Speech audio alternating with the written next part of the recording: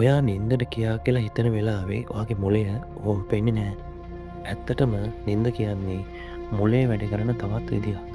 ඒ නිසාම විද්‍යාඥයන් කියන්නේ නින්ද නැතිව මිනිසාට ජීවත් වෙන්න බැහැ කියලා. ඉතින් නින්ද කියන්නේ මොකක්ද? නින්ද කියන්නේ ඇස් වහගෙන ඉන්න එකම නෙමෙයි. නින්දේදී අපේ මොලය ස්ටේජස් කීපයකට ගමන් කරනවා. ඩීප් ස්ලීප්, REM ස්ලීප් එක ස්ටේජ් එකක් වගේ නෙමෙයි. මේ හැම එකකින්ම මොලේට ක්ෂයකාර්යභාරයක් කරනවා. නින්දේදී මොලේ ක්‍රියාකාරීත්වය කොහොමද? ඩීප් ස්ලීප් වෙලාවේ, ඒ කියන්නේ ගැඹුරු නින්ද වෙලාවේ මොලය මෙමරි ක්ලීන් කරනවා.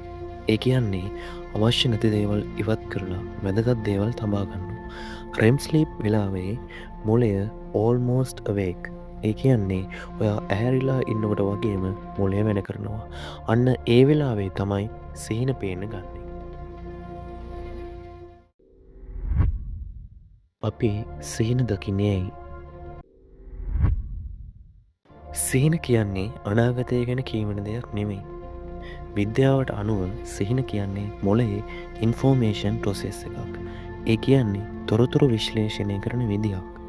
ඇත්ත, මතක, හැඟීම් එකම වෙලාවේ මික්ස් වෙලා මොලය තමාටම නැවත ආවර්ජනයක් වගේ දෙයක් කරනවා.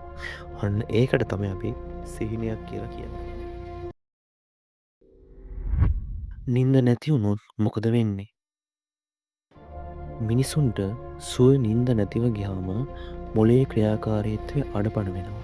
ප්‍රතිචාර දැකීමේ වේගය අඩු වෙලා යනවා. මතක ශක්තිය හීන වෙනවා. ටික දවසකට පස්සේ මොලේ සම්පූර්ණ ක්‍රියාවලියනක් නවතින්න පුළුවන්. ඒ හින්දම නින්ද කියන්නේ සුව පහසුව එහෙම නැත්නම් නිකන් කරන දෙයක් නෙවෙයි. ඒක ජීව විද්‍යාත්මක අවශ්‍යතාවයක්. අද විද්‍යාවට මොලේ ගැන ගොඩක් දේවල් තේරුණත් නින්දේදී මොලේ සිද්ධ වෙන ක්‍රියාවලිය තවමත් සම්පූර්ණයෙන් විස්තර කරලා ඉවර නැති ප්‍රොසෙස් එකක්. ඒ වගේම ඉගෙන ගන්න ගොඩාක් දේවල් තියෙන සිස්ටම් එකක් තමයි මොලේ කියන්නේ. අද රෑ ඔයා නින්දට යනකොට මෙන්න මේක මතක තියාගන්න. ඔයා නිදාගන්න වෙලාවේ ඔයාගේ මොලය හෙට දවසට ඔයාව සූදානම් කරනවා. නින්ද කියන්නේ විවේකය වෙනුවෙන්ම කරන දෙයක් නෙවෙයි. මොලය හෙටට සූදානම් කරන විද්‍යාත්මක ක්‍රියාවලියක්. ඉතින් මෙතනින් නොනැවතී අපි කවදුරටත් අපේ මොලේ හා අපේ නින්ද ගැන ඉස්සරහට කතා කරමු. ඒක නිසා Think First ශ්‍රී ලංකා අපිත් එක්ක රැඳිලා ඉන්න මේ වගේ දැනුම පිරුණු ලෝකයක සැරිසරන්න.